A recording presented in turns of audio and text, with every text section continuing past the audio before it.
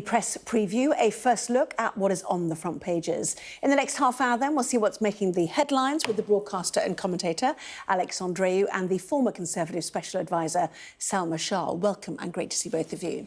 So, as ever, we take a look at the front pages first, and the Eye says Chancellor Rachel Reeves needs a Christmas miracle to boost the economy.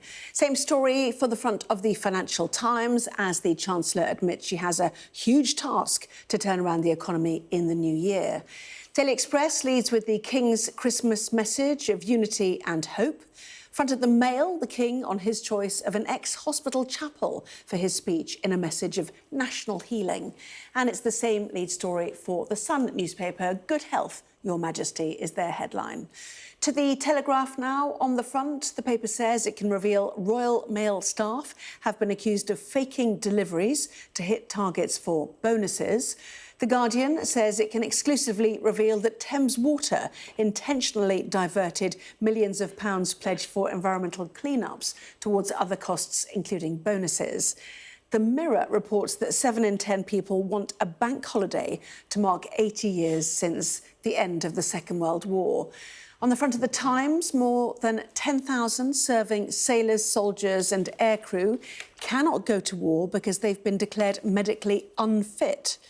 And the Daily Star warns of a Christmas internet overload as thousands of people across the country watch and stream online content. Well, a reminder, by scanning the QR code that you'll see on screen, you can check out the front pages of those newspapers while you listen to our guests. Let's head to Alex and to Salma. Welcome. Thank you for coming in. Christmas week. And it's Christmas messages time, is it not? Starting with the Daily Express on the King. Alex. Yeah, I mean, I guess the fundamental part of this message is that having had a cancer scare, and a second one, actually, in the family with Kate, they're refocusing on what is it that matters about this holiday. And that's not a bad thing to be putting out there. And we saw that echoed to an extent in most of the leaders' messages as well. You know, we've had so many news in the last 10 days, right? It's usually a period that begins to quiet down, but we've had an overload of news, and all of them take us to the wider picture, to Germany, to the United States, and I think it actually helps to say, let's bring the focus down a little bit. Let's just look at the smaller picture, because how do you make a better future? It is through personal relationships. You know, we're not detached from each other. We are a network to each other. So it's only by building on the love and companionship with those around us that we have a visible effect, right? For ordinary people like us, at least. Beautifully put, I have to say. That was lovely. And you diverted a little bit to the leaders' Christmas messages, including Sir Keir Starmer's, which we've had. It is time to remind ourselves what's really important, is the quote I think you're probably referring to. Yeah. Family, friendship and fellowship between all people. So how does it all... Has everybody slightly got the same feeling then, do you think, given global affairs are so sort of traumatic to hear day in, day out for people? Yes, but I think that sometimes, I mean, there's an overload of Christmas messages, and I think you can have a head of state in the form of the monarch that is not political, that delivers something like that and it doesn't feel as cynical. And I do think that, to a certain extent, you know, if you just listen to John Craig talking about his analysis of all the leaders' speeches, there is, perhaps I'm jaded because I've been in politics for such a long time, but there is an element of cynicism to it, I think, because it's sort of engineered in a very particular way to create a certain type of focus. You know, Keir Starmer's going away on his holidays at some point. You know, he's going to be spending some time abroad. Kemi Badenoch is obviously trying to sort of compromise or at least compensate for the fact that she doesn't always come across as personable. And Ed Davey is out there plugging a campaign, as good as it may be. So I sort of feel that there is a tinge of cynicism around those Christmas messages, which makes me actually value the Sovereign's Christmas message a little bit more. Indeed so. Well, let's take a look at the front of the Sun, also going with it too. Good health, Your Majesty. And this is recurring cancer treatment, isn't it? And I think people genuinely feel, you know, that headline sings for them too. Yeah. And his Christmas message will focus on health workers as well, who have proved so vital to him and proved so vital to the UK? To all of us. I mean, it was only, it was less than 4 years ago that we were standing on our doorstep applauding people who were literally putting their life in danger in order to help us during that very difficult situation. And I find it extraordinary how quickly that has faded from memory in a strange way. We found in our isolation during the pandemic, we found actually an extraordinary amount of togetherness because it was something that we were going through all together. And when I see the King and Keir Starmer and Badenoch, to a certain extent all of them, echo this message of unity, what that says to me is that that's what they're worried about. This feels like a country that is fracturing a little bit, where fissures are appearing, and it's, you know, it's fragmenting a little bit, and people dislike each other because they let politics get in the way. And that's why I think it's so important to say, go back to the personal. This Christmas, we're all going to be spending time with people who disagree with us on a whole host of stuff. And yet we find a personal way to relate to them, to be in the same space as them, to share other things with them, to share food and presents. And, you know, and there's a lesson there, right? That you don't have to agree on everything.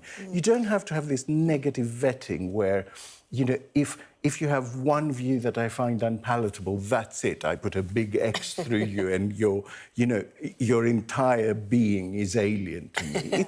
You know. Well, you're sort of feeding me the lines to go straight back to Sir Keir Starmer's message, actually, as well as dealing with the economic inheritance, which I know we're going to come on to momentarily. Sir Keir said he needed to fix a broken society, which manifested itself in summer riots across the country after the Southport knife attack. I mean, it is a wonderful message you're saying, but actually, politics and people are polarised now. We've seen it in America, we see it here in this country. You know, whether you can right that ship or whether people want to right it is another matter, I think. Indeed, some of the choices that he's going to make to do that, because there was a strength of feeling at the time. You know, actually, the three of us discussed it as those riots unfolded, which is, you know, the two-tier Keir accusations, the way that the court processes were run for the riots, but not for other things. So there is still a lot of anger and resentment, and I think we can have calls for unity, but we actually have to be very honest about why those things are breaking down.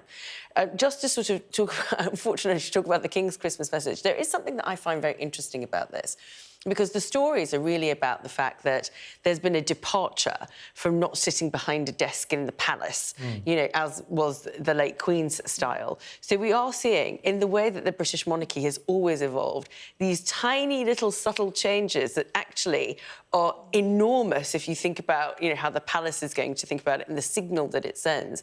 And it is a bit more of an approachable monarchy. The fact that he's talking about, or will be, according to the reports, his own cancer diagnosis, you know, something that even 30 years ago, 40 years ago when I was born, was unthinkable for the sovereign to reference their own personal health in this way. So these tiny little things that are sort of not very necessarily obvious to us, the fact that it's not in a palace, the fact that he is referencing his own story to make it relatable to the story of all these people, I think is a really interesting thing. And that beautiful tree, we found out today, it had been kept secret, has been donated to a hospice, the oldest hospice, I think, in the UK. And so they will, you know, the visitors there and people there will enjoy looking at that tree and can see on the Christmas message day on the broadcast, which was produced by Sky this year, that it's their tree that they see on their TV screens.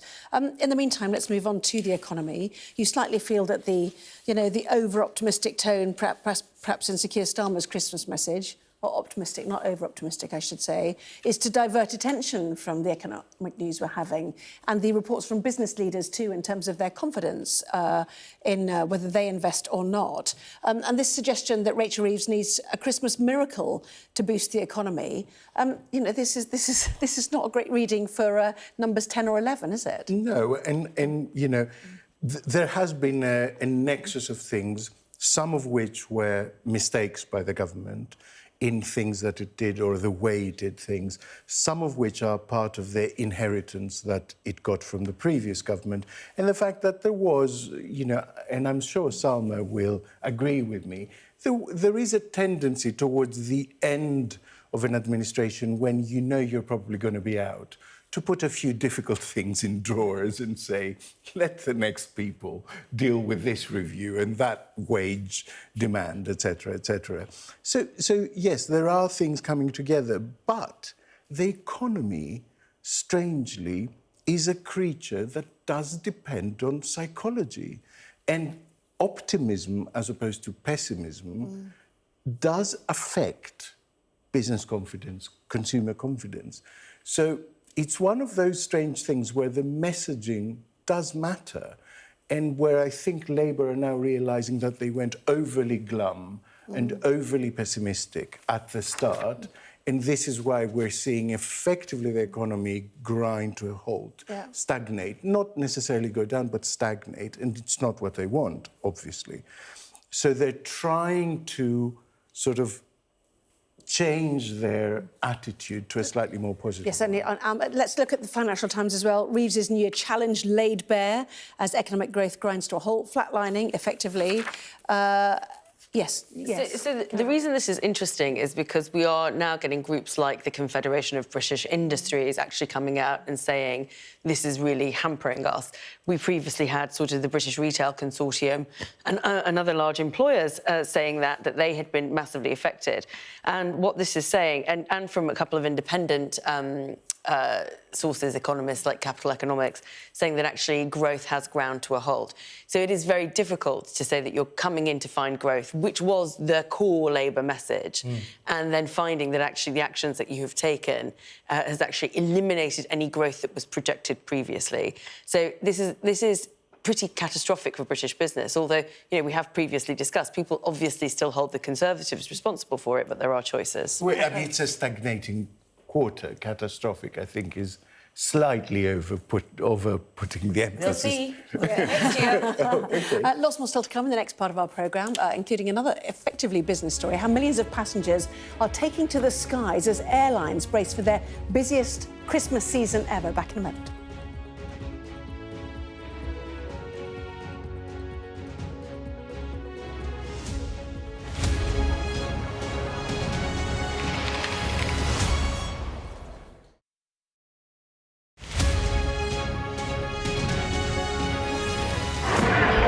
Paris reverberated to the sights, sounds and smells of conflict. There's a focal point to all this anger, and that is Emmanuel Macron. I'm Adam Parsons, Sky's Europe correspondent based here in Brussels.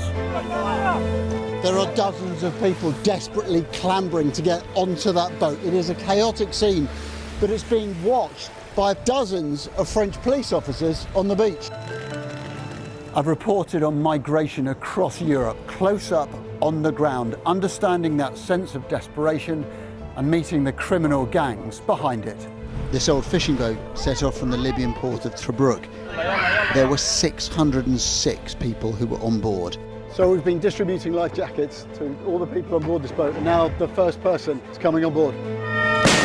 This is the ugly side of Italian football. In Italy, everything is really organized. Football's problems with hooliganism, racism were just dormant, and now they're back and they're getting worse. We cover so many countries, languages and cultures and work hard to gain trust to bring you the full story first. Help is slowly reaching these places. It's not just homes, but whole streets like this one that have been reduced to rubble and dust. This is a picture of destruction. Everywhere you look in this mountaintop community, there is absolute devastation. These are the settlers in waiting, keen to start a new life, to annex Gaza for Israel. The least we can do is just kick them out of our land. Gaza, which is just 2 miles in that direction, is under attack again. Getting the chance to tell people's stories, it's a privilege. Our app gives you the very best of Sky News wherever you are. breaking news, videos and analysis. Evidence of the crisis. Podcasts, watching us live. Live here from Washington. Wherever you get your podcast. All in one place. And all at just the touch of a screen. The Sky News app. Get the full story first.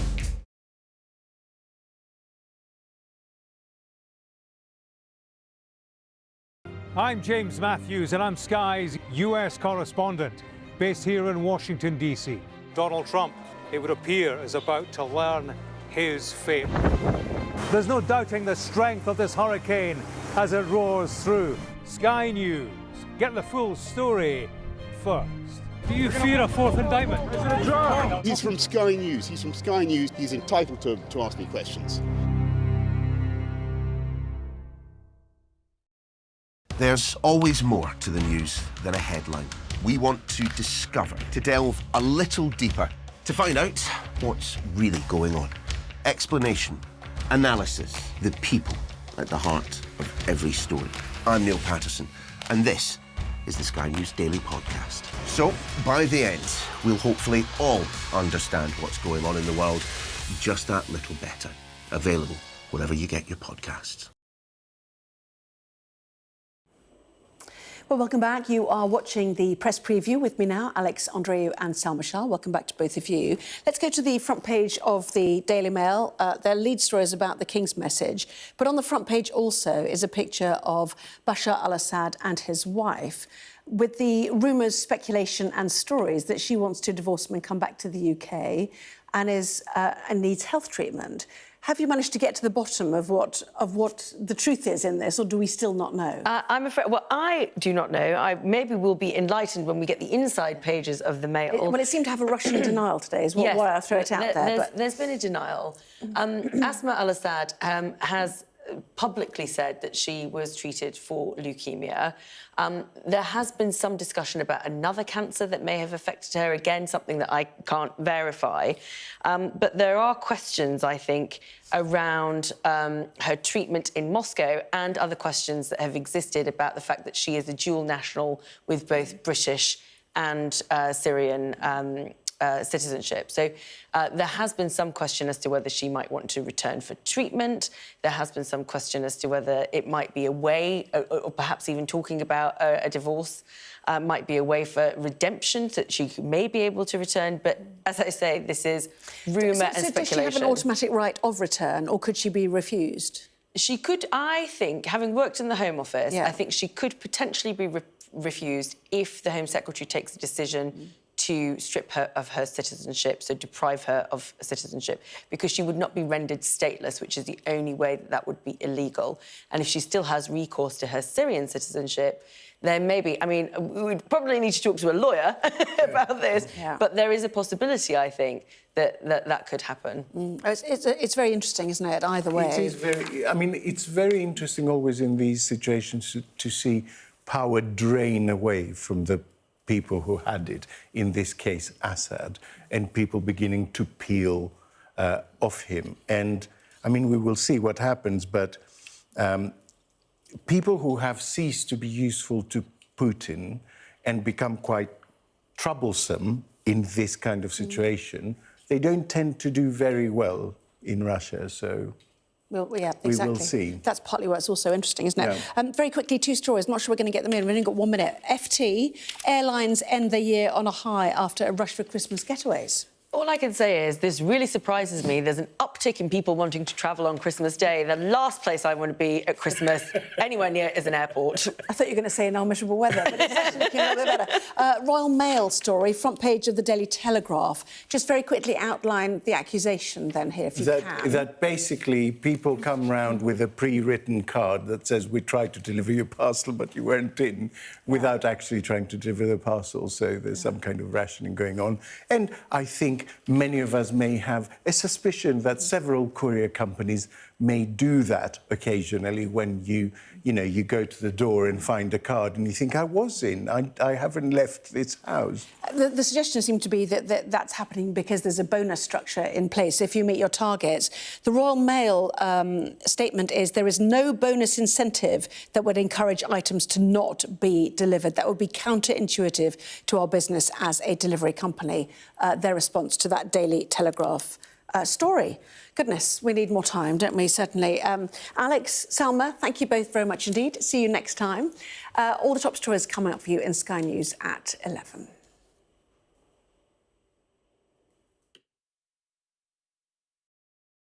There's always more to the news than a headline.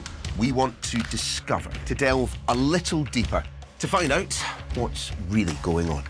Explanation, analysis, the people at the heart of every story.